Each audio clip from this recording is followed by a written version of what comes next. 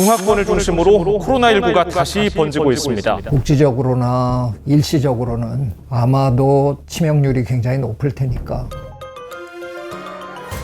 최근에 중화권에 코로나가 다시 재확산되고 있다는 뉴스가 나오고 있는데 어떻게 보세요?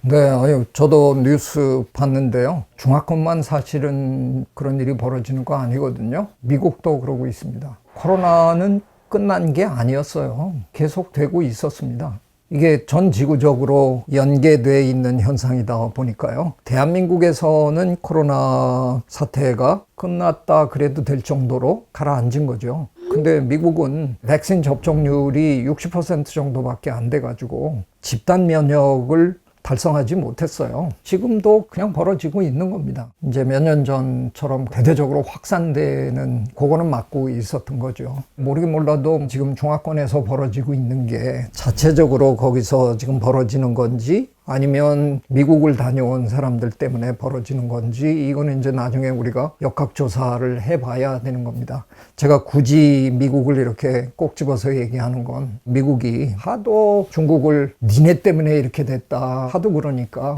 뒤져보다 보면 지금 재발하고 있는 이거는 또 혹시 미국이 제대로 마무리를 못 해줘서 벌어지는 일인지 그거는 검사해봐야 되는 일입니다. 실제로 지금도 세계보건기구 WHO 웹페이지에 들어가면 실시간으로 수치가 올라옵니다. 걱정스럽죠. 문제는 예전에 우리가 만들어 놓은 백신이 제대로 성능 발휘를 못할 가능성이 있기 때문에 기억하시죠? 코로나 와중에 그게 중국에서는 2019년 말에 이제 터진 거고 우리나라에서는 2020년 1월에 이제 첫 환자가 이제 발견이 된 거잖아요.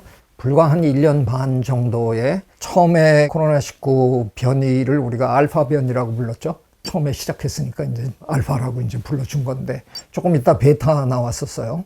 베타 때는 별일 없었습니다. 델타 때 이제 확산되고 델타 때문에 우리가 굉장히 고생을 했는데 그 다음에는 오미크론이라는 게 이제 등장을 했잖아요. 오미크론 때는 뭐 감기처럼 이제 대충 앓고 툴툴 턴 분 많아요. 요게 불과 1년 반 안에 벌어진 일이거든요.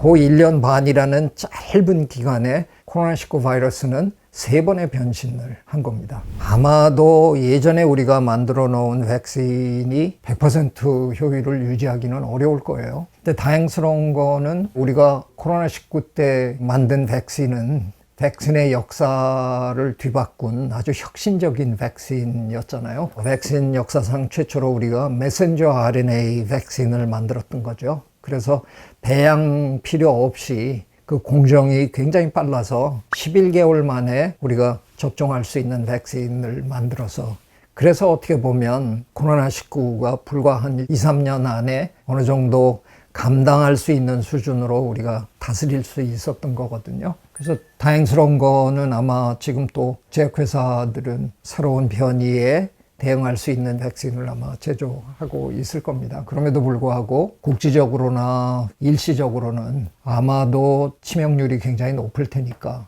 왜냐하면 새로운 변이이기 때문에 그 지역에 있는 분들이 그 변이에 대한 면역력이 없기 때문에 아직 적응하지 못한 상태에서 이제 당하면 체력적으로 조금 어려운 분들은 이제 쉽게 목숨을 잃을 가능성이 있는 거죠. 지금 아마 그런 일들이 중화권에서 벌어지고 있는 모양인데 물론 시작은 중국에서 시작했지만 중국은 바이러스 연구의 세계적인 나라고요. 우리 못지않게 방역을 잘한 뭐 싱가포르라든가 홍콩이라든가 그래서 이미 노하우를 상당히 축적해 놓은 나라들이기 때문에 그렇게까지 걱정할 문제는 아닐 것 같다 하는 생각이 듭니다.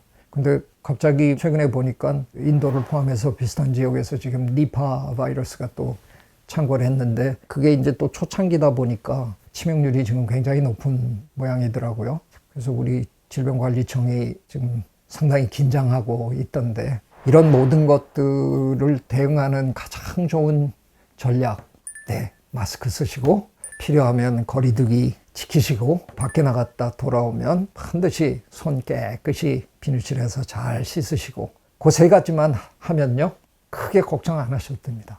코로나 이전에는 고백하건대 저 밖에 외출했다가 집에 들어와서 한참 손 안 씻었던 경험이 많았던 것 같아요. 코로나 때 확실하게 그 버릇을 몸에 익혔거든요. 그래서 그 이후로는 외부에서 건물 안으로 들어가면 가능하면 화장실에 가서 꼭 손 깨끗이 씻는 버릇을 들였습니다. 그래서 정말 예전에 비해서 오히려 감기에 덜 걸리고 사는 것 같고요. 배앓이도 거의 안 하는 것 같고, 또 제 가방에 마스크 꼭 갖고 다니거든요. 우리는 이제 공공장소에서 마스크를 꺼내 쓴다고 해서 눈총 받을 그런 사회적 분위기가 전혀 아닙니다. 그냥 늘 하나쯤은 갖고 다니시면서요. 누군가 갑자기 기침을 막 한다. 그리고 옆에 사람이 자꾸 훌쩍거린다. 그리고 여기 왠지 사람이 너무 많은 것 같다. 그럼 꺼내 쓰세요. 전혀 뭐 남의 눈치 볼 거 없습니다. 그것처럼 아주 중요한 나를 지킬 수 있는 그런 방법 없는 거거든요. 그래서 적절한 거리두기, 상대방이 기분 나빠하지 않을 정도의 그런 거리두기는 하는 게 좋고요. 마스크 수시로 착용하시고요. 언제든 외출하고 돌아오면 반드시 손은 깨끗하게 씻는다. 그 어려운 시기에 우리가 다 배운 건데 왜 헌신짝처럼 버리세요? 꼭 지키세요. 그러면 잔병을 많이 막을 수 있고요. 아마 초기에 전염병으로부터 자기를 보호할 수 있을 거라고 생각합니다. 그러면 우리는 앞으로 이렇게 계속 바이러스와 함께 살아야 되는 거죠? 뭐 어쩔 수 없습니다. 너무나 지나치게 성공한 종으로서 겪어야 되는 아픔이에요.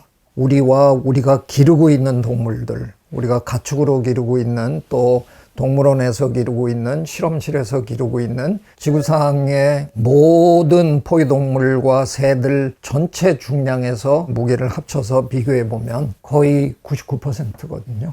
저 1% 남짓의 야생동물 몸에 붙어 사는 그 바이러스나 박테리아들은 지금 사는 게 아니에요. 그냥 너무 힘들어요. 그러니까 그들은 끊임없이 이주를 지금 꿈꾸고 있고 기회만 있으면 탈출합니다. 근데 탈출해서 내려앉아 보면 거의 99% 인간이 기르는 동물 아니면 인간이에요. 그러니까 이거는 그냥 확률적으로 앞으로는 끊임없이 이런 일이 벌어질 수밖에 없어요. 다만 우리의 대응은 제가 보기에는 국지적인 현상으로 만들어 줘야 된다는 겁니다. 지난번에 그 코로나19도 중국 정부가 초동 대응을 좀 잘못한 거는 그건 중국이 인정해야 되잖아요. 우한이 거대 도시인데 거기에 있던 사람들이 복균 상태로 비행기를 타고 전 세계로 퍼져나가는 바람에 이게 엔데믹으로 지역 전염병으로 그칠 수 있었던 걸 팬데믹으로 전지구적인 전염병으로 만들어버린 거거든요. 그러니까 우리가 해야 되는 건 그런 일이 벌어지면 우리 지역에서 어떻게든 최선을 다해서 문제를 해결하는 그런 노력을 이제 해줘야 되는 거죠. 그 정도는 이제는 우리가 경험을 통해서 적어도 기관들은 알고 있으니까 아마 최선의 노력을 할 거고요. 시민으로서는 그 정도의 시민 의식을 갖고 있으면 적극적으로 관이 주도하는 어떤 그런 방역 체계에 협조하면 그렇게까지 뭐 큰일은 없지 않을까 생각합니다. 앞으로 이런 일은 우리 생애에 계속 벌어질 거예요. 그런데 다행한 거는 우리가 어떻게 대응해야 되는지를 그래도 우리 그 어려운 시기를 거치면서 온몸으로 익혔잖아요. 그래서 현명하게 대응하면 지난번 같은 그런 거대한 일은 이렇게 쉽사리 일어나지는 않을 거라고 생각합니다. 빌 게이츠가 자기 재산의 뭐 거의 전부라고 해도 과언이 아닌 돈을 빌 게이츠 재단에 기부를 했더군요. 기본적으로 그 재단이 하고자 하는 일은 벌어지는 일, 그런 일들을 가능하면 줄이는 그런 연구를 하고 싶어 하는 거고, 일단 벌어지더라도 어떻게 우리가 대응할 거냐 하는 그런 대응 체계를 어느 선진국에만 있는 게 아니라 후진국에도 그런 시스템을 다 만들어 주고자 하는 그런 참 좋은 생각을 하고 있으니까 달라지리라고 저는 기대합니다. 늘 건강하시기 바랍니다. 구독, 좋아요, I love you.